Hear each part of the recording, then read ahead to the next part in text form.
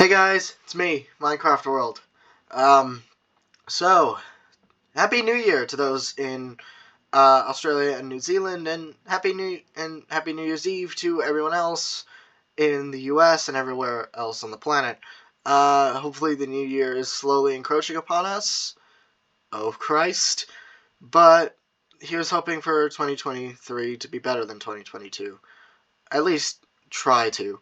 But yeah.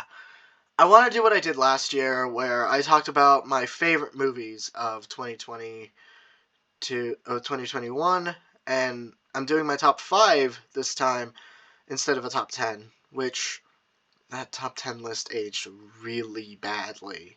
Like, Raya would not make it onto the list, Shang-Chi would probably not make it onto the list, and the number 3 spot, the top 3 are still my favorites. Well, okay, no. Number 1, number 2 stay this. Number 1 and number 3 stay the same. Dune would have gone up a little bit, and A Quiet Place would have become number 2. But still, I honestly, yeah. The reason it's a number 5 over a number 10 is because 2022 did not really have that many films that I liked as much as last year.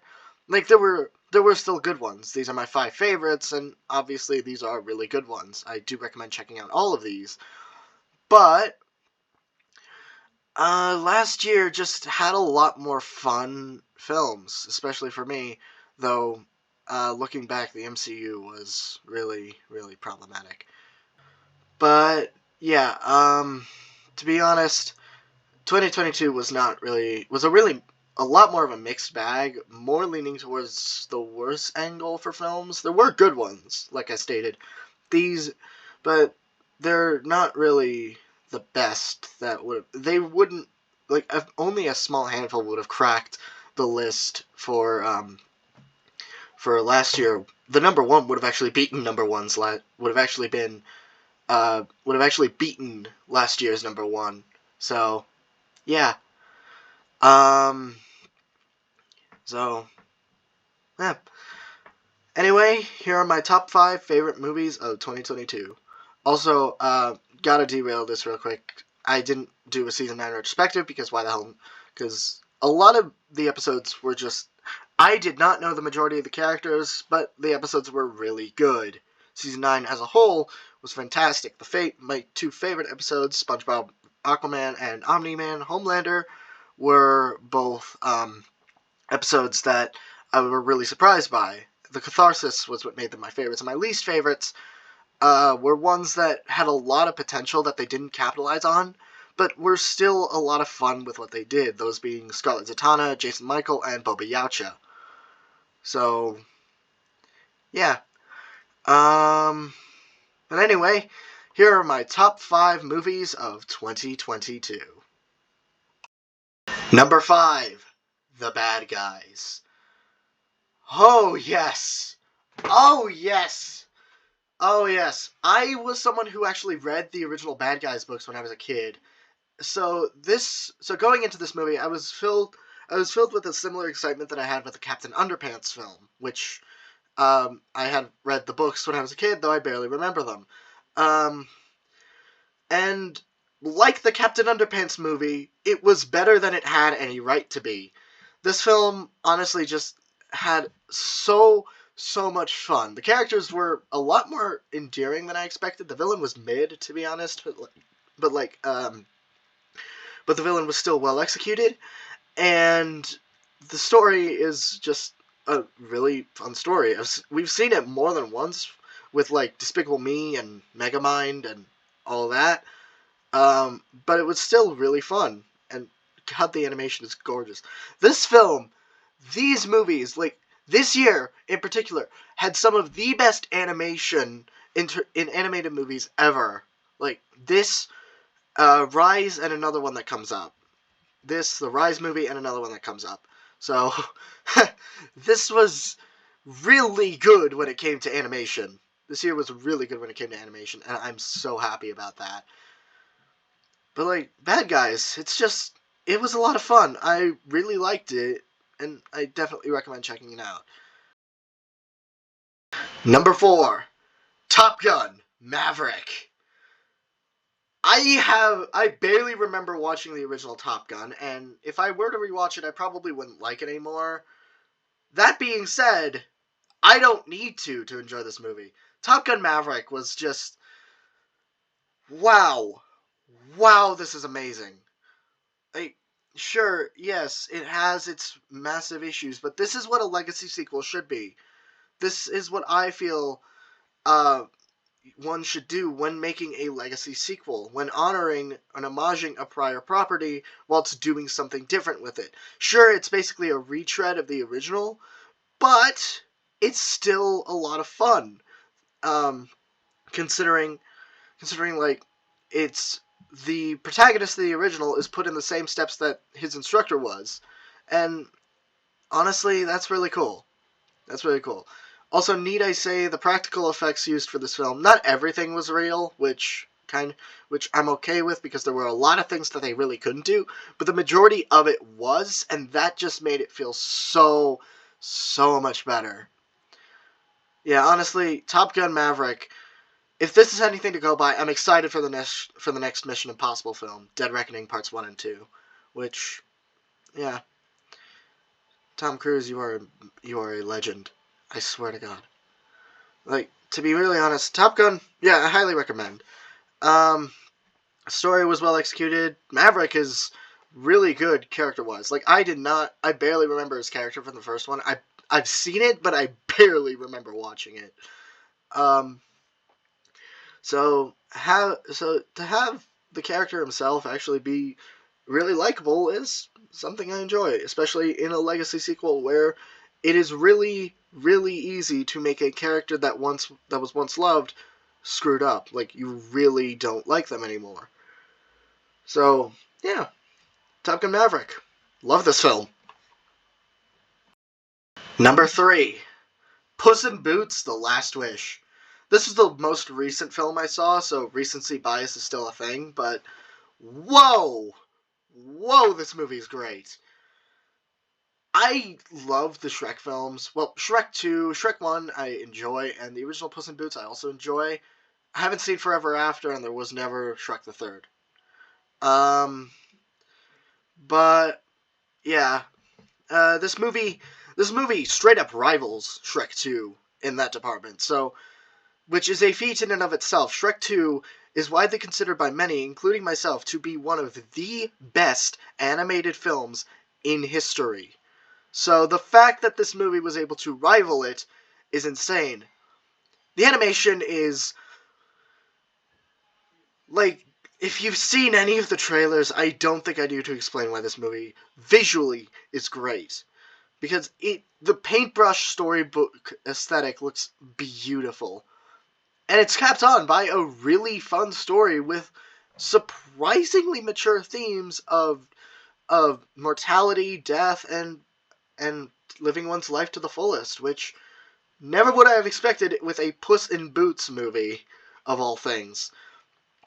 So, yeah, this film was honestly really good, and I can't wait for any future ones. For Shrek 5, that's happening, I think.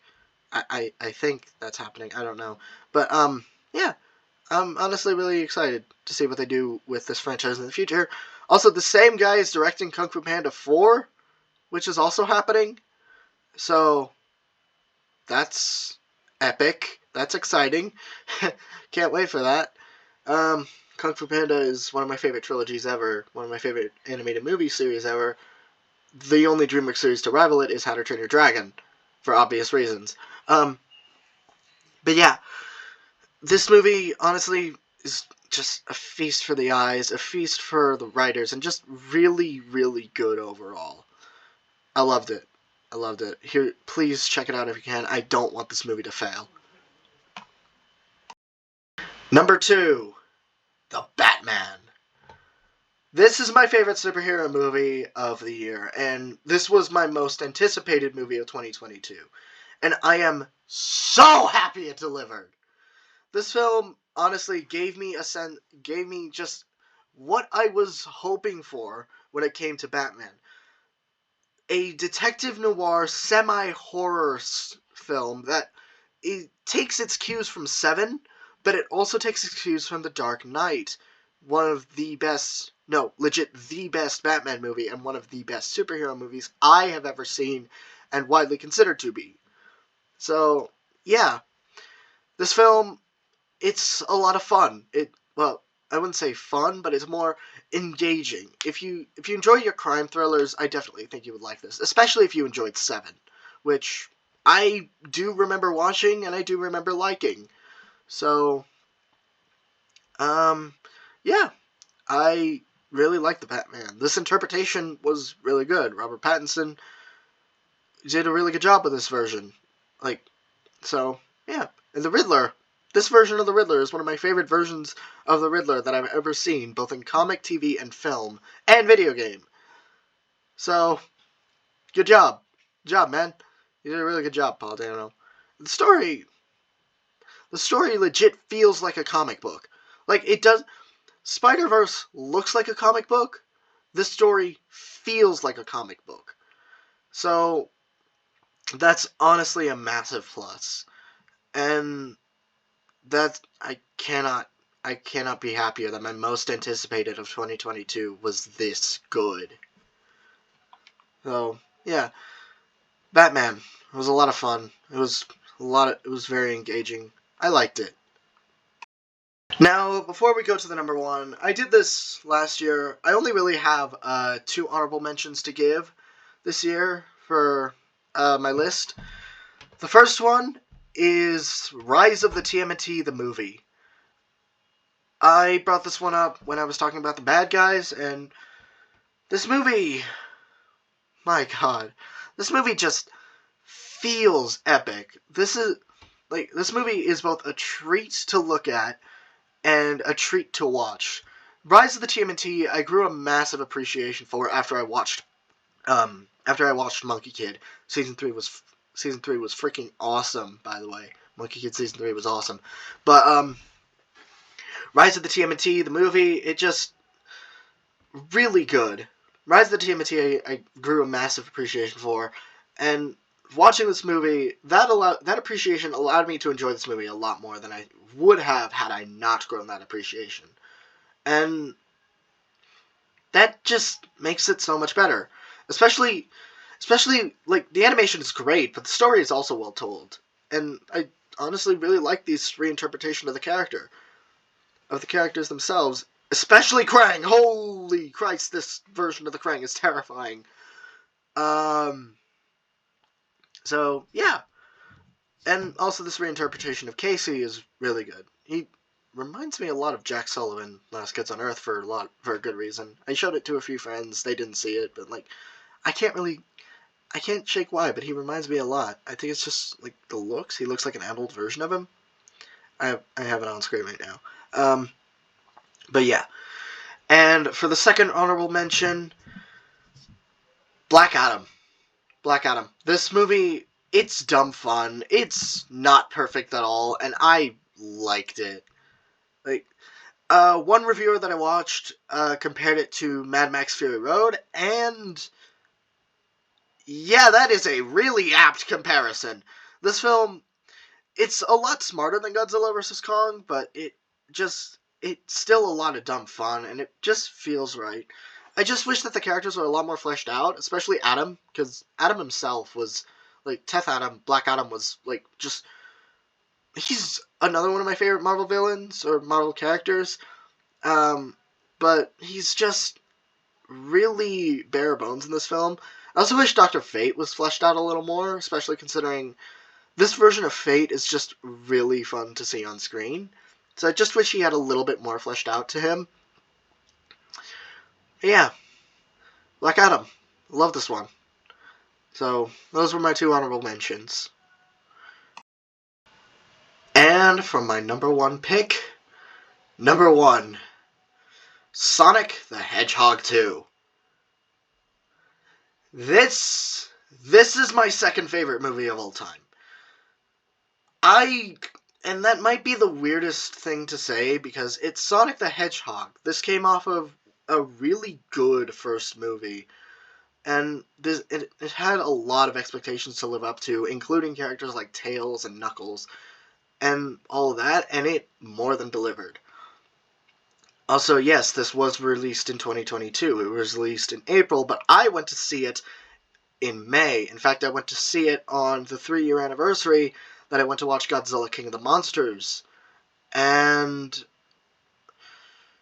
this movie gave me that exact feeling that like that I got when I watched King of the Monsters for the first time. That euphoria, that hype, that sense of semi-nostalgia.